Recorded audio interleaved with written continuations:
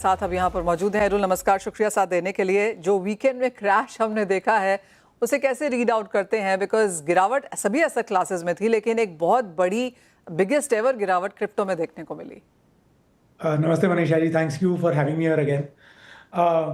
Manisha ji, crypto में ऐसी गिरावटें कई बार पहले भी हुई है एंड हमने देखा है कि जब भी ऐसे highly uncertain sudden market movement वाले टाइम्स होते हैं and in this case Donald Trump ने 100% टैरिफ्स की अनाउंसमेंट करी थी। इसके चलते इतनी ज़्यादा भारी मात्रा में गिरावट हुई थी बिटकॉइन और क्रिप्टो करेंसीज में ब्रॉडली ओवर द वीकेंड।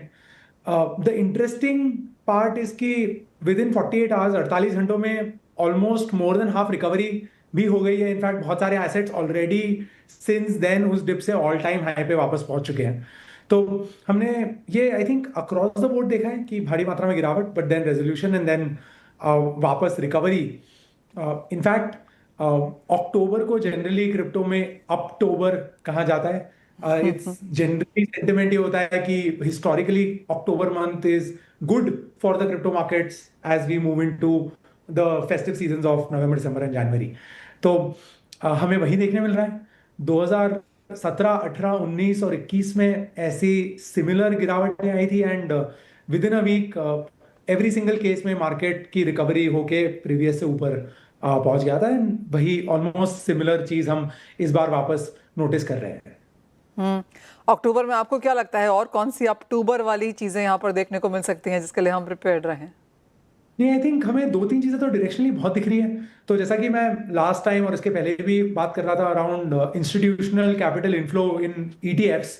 अगर आप देखो तो अब overall AUM of ETFs about $150 billion हो गया है, जो हर महीने दर महीने ग्रो ही करते जा रहा है। हमने देखा है कि अब बहुत सारे और ऑल्टरनेट ईटीएफ्स पब्लिश हो गए। इथेरियम का ईटीएफ आ गया है, सोलाना का ईटीएफ आ गया है एंड वहां पे कैपिटल इनफ्लोज बढ़ रहे हैं।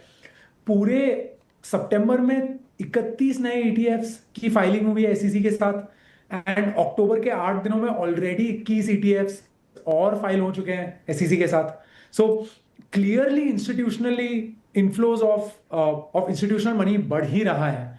तो वो एक क्लियर डायरेक्शन हमें दिख रहा है कि जैसे जैसे इंस्टीट्यूशनल कैपिटल बढ़ते जा रहा है, मार्केट में डिमांड बढ़ते जा रही है and as a result prices ऊपर जा रहे हैं। दूसरी चीज जो हम एक्सपेक्ट करते हैं कि हम डेफिनेटली एक्सपेक्ट करते हैं फेड से एक या दो और रेट कट्स। वो दोनों ही काफी ऑप्टिमिस्टिक हो गए क्रिप्टो इंडस्ट्री के लिए एंड ब्रॉडर क्रिप्टो मार्केट्स के लिए, ऑफ कोर्स बाकी मार्केट्स के लिए भी।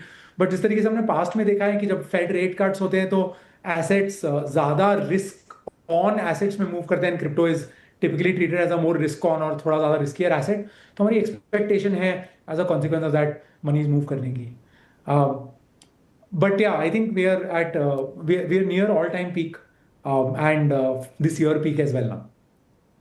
राइट, तो वो एक चीज़ यहाँ पर देखने के लिए है, लेकिन काफ़ी सारा सपोर्टिव फैक्टर्स यहाँ पर अभी भी हैं कि अक्टूबर का महीना यहाँ पर काफ़ी स्ट्रॉन्ग जा सकता है। एरुल, बहुत शुक्रिया साथ जुड़ने के लिए और वो बहुत इंपॉर्टेंट इन्फॉर्मेशन भी हमारे दर्शकों के साथ शेयर करने के लिए जो क्रिप्टो में यहाँ पर निवेश करना चाहते हैं। वेल, इसी के साथ फिलहाल इस कार्यक्रम में इतना ही समय है। मुझे दीजिए इजाज़त, हम लेकर आएंगे आवाज़ समाचार।